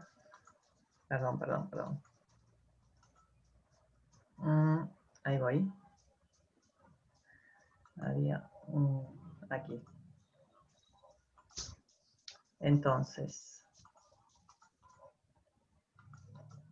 ahí va. Bien, armar este curso, digamos, para quienes les interese, un curso sobre estas orientaciones educativas y estos apoyos especializados en escenarios diversos, digamos, que exceden a la discapacidad visual en tanto y en cuanto son pensados en un marco conceptual, como decíamos, y en un marco legal, normativo. Y se nos ocurrió armar 4 encuentros sincrónicos donde, digamos, los profesores serán Daniel del Torto y Mariel Cordero. Será un abordaje teórico-práctico y donde se desarrollarán estos temas. Así que a quienes les interese participar, pueden pedir información a la Secretaría de SAERCA y pueden también consultar respecto de, bueno, más la dinámica y esto. Ahora lo estamos pensando así porque, bueno, fue tanto interés en este tema que dijimos, nos quedamos cortos con esto. Es la sensación también en las preguntas, me parece, María Fernanda, ¿no? Sí, acá estoy leyendo algunas. Cuando vos me digas, Susana. Dale, empecemos. Chicas, no se olviden que les tenemos un video que es muy lindo, que por ahí nos va a dejar reflexionando un poco a todos. No sé si querés hacerlo después de las preguntas, Susi, al final. Dale, al final, ¿te parece? Dale. Sí, así que no se vayan, que hay un video re lindo para compartir. Sí, tal cual, no se vayan. Sí, no se vayan. Bueno, Andrea pregunta, que es estudiante de educación especial, ella hace un planteo y dice, ¿podemos decir entonces que la inclusión es un desafío? Entendiendo que primero hay que visualizar cuáles son los mismos. Los desafíos, sí. Pienso yo, claro. Por ahí, ¿cómo dijiste el nombre? ¿Andrea? Andrea, sí, sin duda, creo que lo que hay que identificar para después poder pensar todo esto que planteaba Mariel, ¿no? Y si bien mucho no hablamos en esta pequeña charla, esas barreras que son las que están limitando, impidiendo, ¿sí? Este acceso al aprendizaje, ya sean barreras didácticas, actitudinales, culturales, arquitectónicas, que son las que van a desafiar nuestra enseñanza, ¿sí?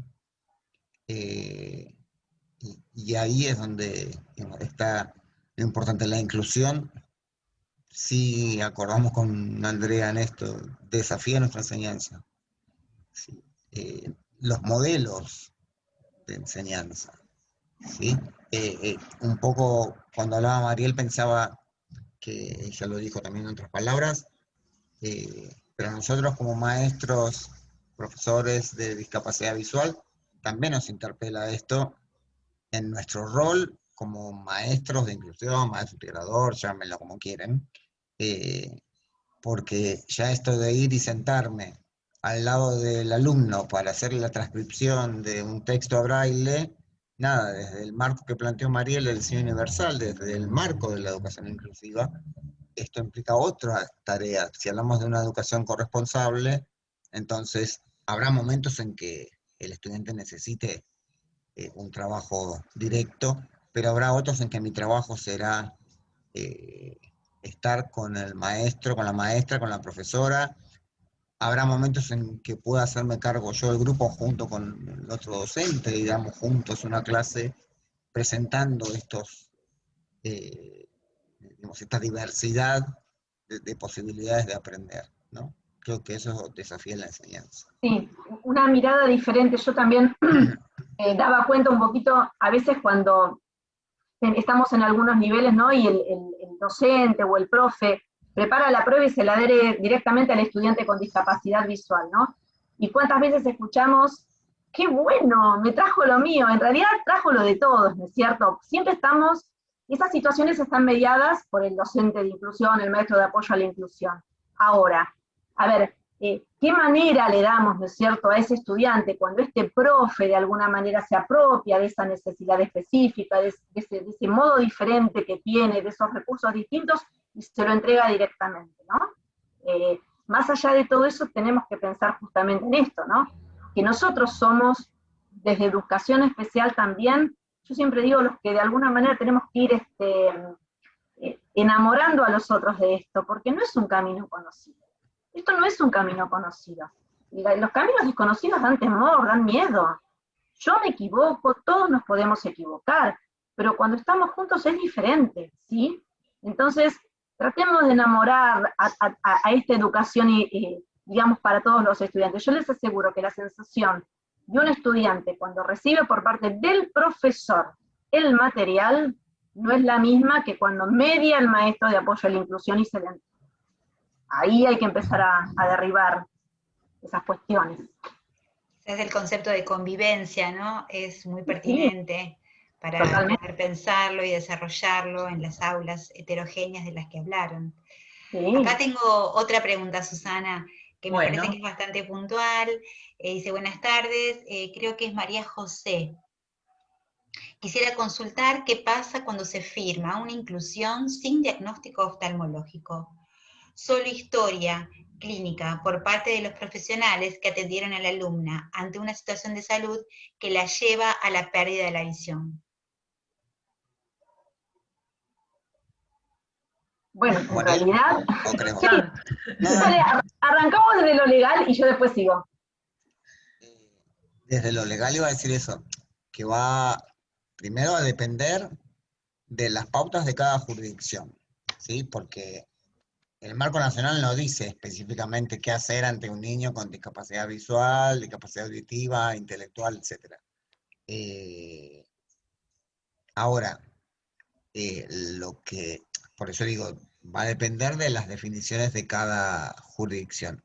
Pero hay un aspecto central que es la identificación de una situación de discapacidad, ¿sí? Porque si no, yo veo poquito, y entonces eso lleva un certificado y con eso se firma un proyecto de inclusión y no estaría dando cuenta de cuál es el sentido y el fin de la propuesta de inclusión.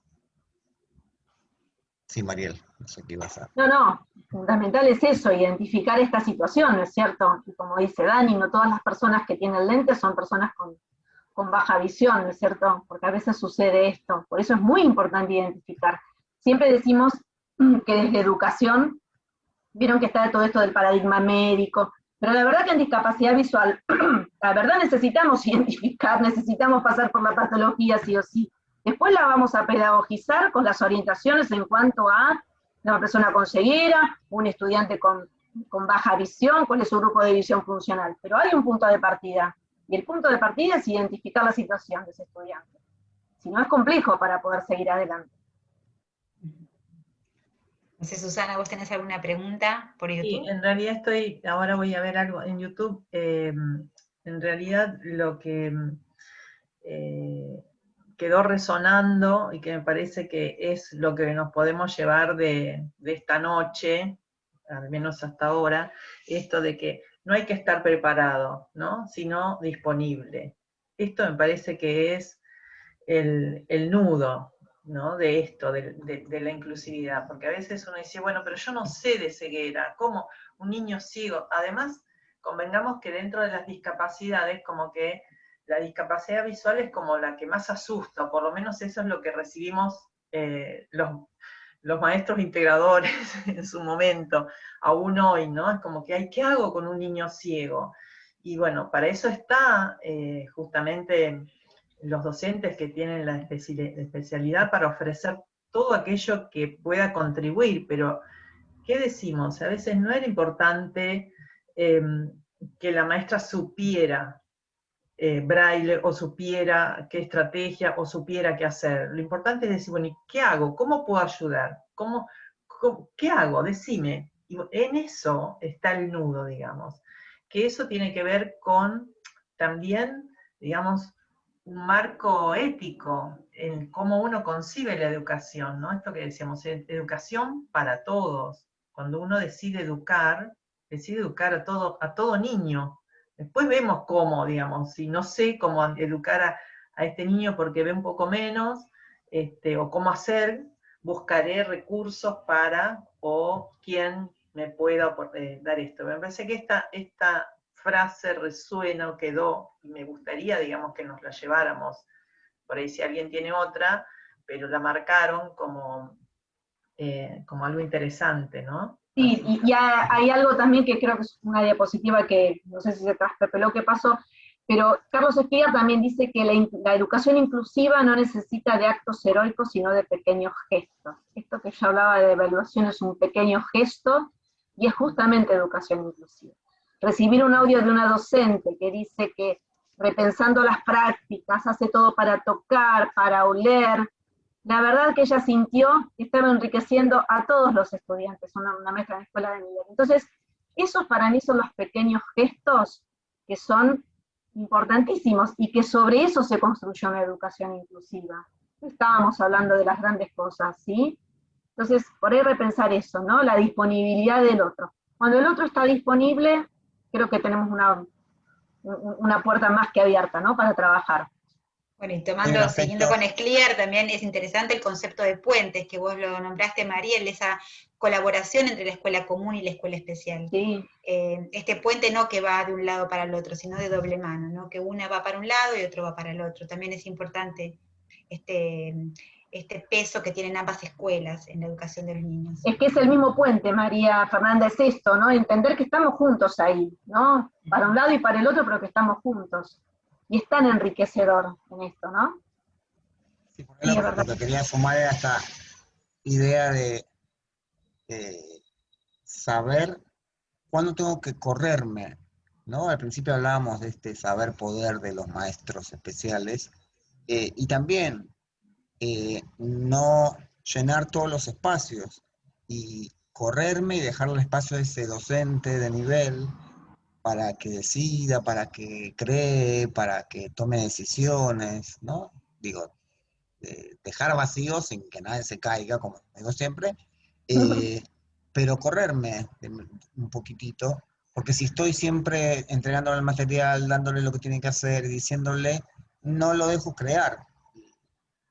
María hablaba de diseñar aprendizaje, ¿no? Diseñar situaciones didácticas, y creo que tiene que ver con esto.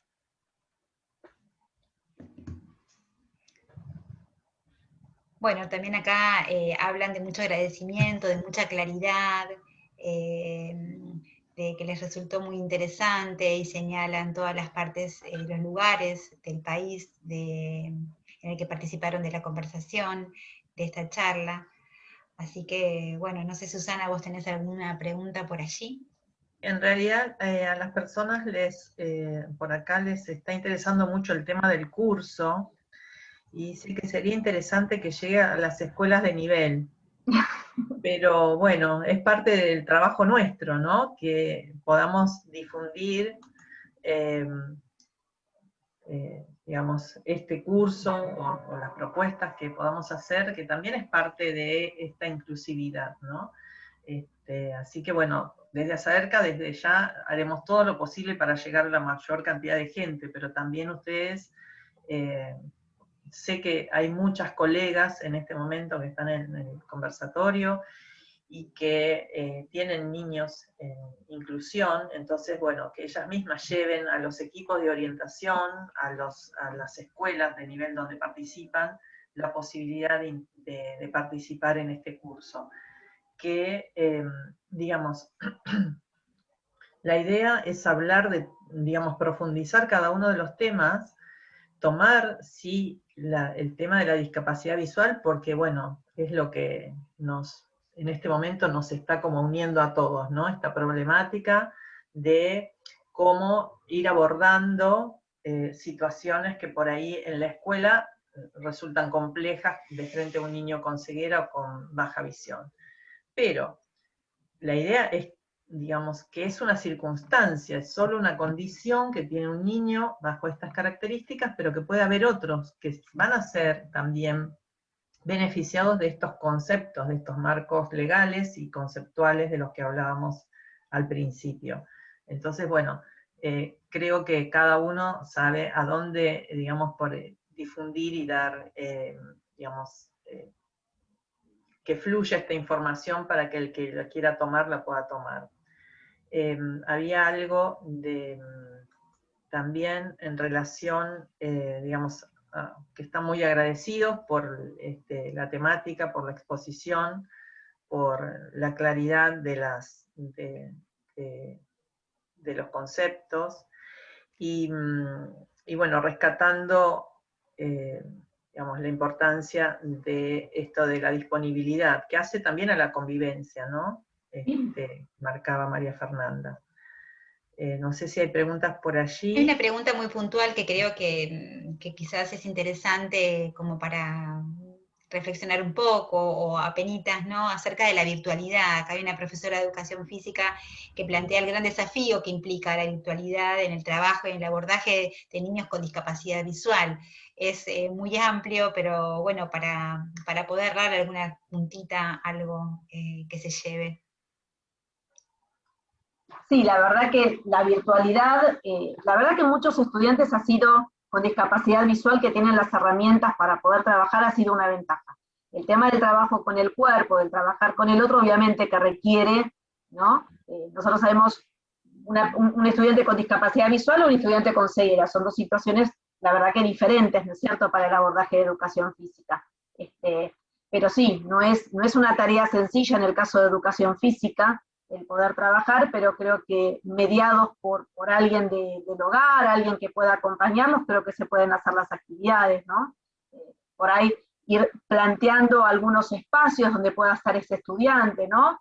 Donde puedas dar algunas características, o no sé cómo planteas la clase, si es de lo teórico o de lo práctico, pero quizás saber antemano, ¿no?, cuál es la situación de este estudiante, con ceguera o con discapacidad visual, cuál es el entorno, el ambiente, en el lugar donde se va a encontrar. Quizás sea un recurso para que vos puedas hacer un ajuste particular en el caso de su estudiante, o por ahí armar una clase que sea para todos desde otro lugar. A ver, pensando en el diseño curricular y en los propósitos de educación física mediados por el diseño, pensar si esto lo enriquecemos con un enfoque del DUA, con otros métodos, otras formas de representación, quizás puedas dar tu clase enriquecida con la participación de todos, por ahí desde otro lugar. El DUA proporciona esto, y por ahí, ¿no es cierto?, es interesante lo que hablábamos por ahí, que en una charla no se puede dar, ¿no? Quizás poder identificar secuencias o clases en los distintos niveles, ¿no es cierto?, cómo con algunos propósitos se trabaja desde la estructura del diseño curricular, y cómo con el enfoque del DUA podemos lograr flexibilizar, ¿no es cierto?, esas estructuras. Yo creo que por ahí es flexibilizar un poco, no sé el nombre de la... Ella se me fue para arriba. Igual estamos a tu disposición, para cualquier idea, dos cabezas piensan más que una, así que contá conmigo. Yo creo que es importante también la utilización del lenguaje como una verdadera herramienta, que pueda describir movimientos y utilizarlo para también ordenar ese espacio, buscar referencias en ese espacio, que pueden ser en el hogar, una silla, un objeto, anticipar las clases. Creo que también es interesante estos pequeños recursos que están muy a la mano, y que a veces queremos cosas muy grandes y quizás con las pequeñas, ¿no?, funcionamos. Bien, tengo algo, en realidad, es interesante, porque aparece en el lado de YouTube algo en relación a la familia, ¿no? Porque que también son actores importantes en toda esta, digamos, en toda esta situación de inclusividad, ¿no? Porque hay miedos, hay temores, ¿cómo? Y pregunta Paula Leiva, que dice, sabiendo la trayectoria de ustedes, dice que la trayectoria que tiene el trabajo con los chicos dice, bueno, condicionados visualmente.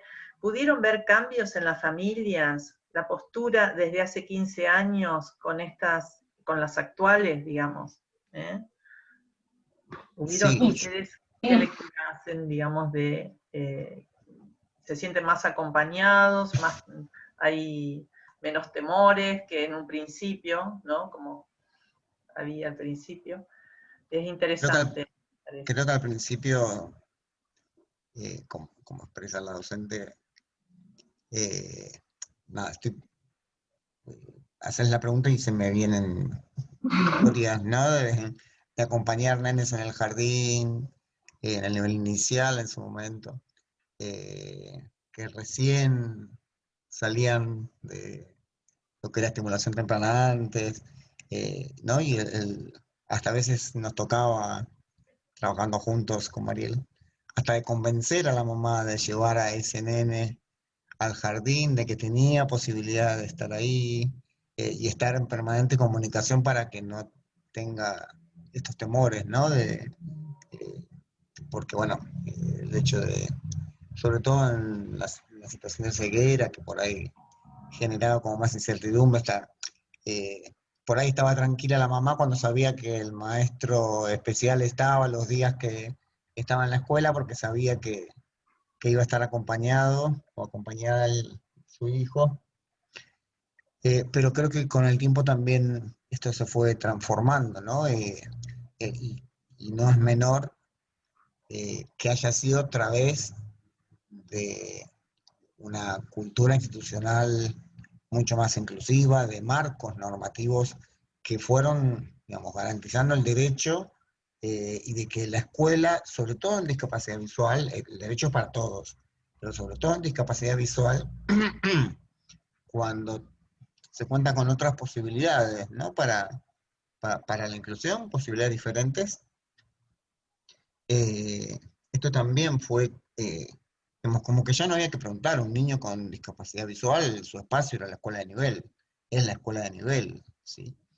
Y si bien creo que los temores van a estar, como cualquier papá cuando llevamos a nuestro niño al jardín, ¿no? Y después, en esto por ahí hay una importante responsabilidad en la institución, tanto desde la gestión, ¿no? Porque si bien no hablamos acá, será un tema del curso, no es menor la gestión de la inclusión en la escuela, si acá no hablamos solamente del maestro, ya sea del maestro del nivel, del profesor de una materia y del maestro especial. Acá hay alguien que está gestionando, un equipo que está gestionando la inclusión y que no es menor, porque es el primero también el que va a contener a la familia, ¿sí? Porque una mamá en un secundario no puede hablar con los 14 profesores. Entonces tiene que haber un equipo que sostenga y que acompañe, ¿no? Esa transición, por ejemplo, en este caso, de la primaria al nivel secundario. Sí, y también yo recordaba un poco, ¿no?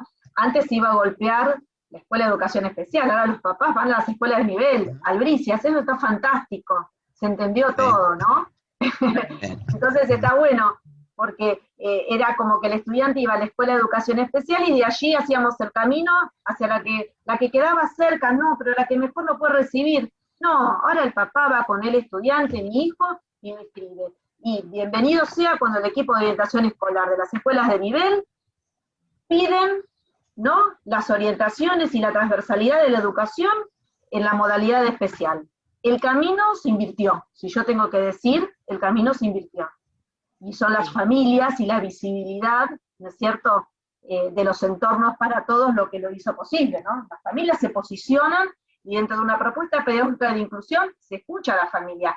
Hay una parte donde escuchamos a la familia, y en el caso de estudiantes, de nivel secundario y nivel primario, también se escucha a los estudiantes, ¿sí? Eso es re importante también. O sea, fíjense que desde ese modelo donde estaba educación especial, comandando todo, lo digo, yo estaba en ese lugar también, ¿no? Ahora estamos todos juntos, así, en forma transversal. Escuela de nivel, estudiantes, familia, nosotros. Bienvenido sea para abrazar fuerte así, ¿no? Bueno, ¿les parece que pasemos? Bueno, hermoso, hermoso, Daniel. La verdad que hermoso, muy lindo. muy lindo cierre, que nos deja repensando aún más, porque el juego fue, ¿no?, que era un poco esto, que queríamos jugar a pensar juntos, pero también ahora lanzamos con este cierre nuevas cosas para repensar cada uno. Y creo que va a ser muy positivo, sobre todo para los niños, niñas y jóvenes, en este caso con discapacidad visual, pero también creo que hay muchas personas acá que se lo van a llevar para todos. Así que, bueno, no sé, Fernanda, si hay algo más por ahí. No, agradecimientos, gratitud, expectativas. Así que nada, piel de gallina por la composición de, calculo yo, de todas las manos haciendo. Bien, así que bueno, le damos las gracias nuevamente a Daniel y a Mariel y a todos los que estuvieron ahí atentos escuchándolos. Y los invitamos a participar de las próximas jornadas bibliológicas, que después, bueno, ya van a recibir información, y también de las actividades de ASAERCA. Y si tienen alguna propuesta para hacer, también son bienvenidas las propuestas. Estamos abiertos a escuchar por ahí intereses o también propuestas de lo que de todo lo que cada uno sepa y quiera participar y quiera compartir. Así que nuevamente les agradezco. También a María Fernanda, gracias, Susana, que también es otra guerrera ahí en términos de inclusión y de educación de niños con discapacidad visual. Así que, bueno, en nombre de ASAERCA, buenas noches a todos. Buenas noches. Gracias. Gracias.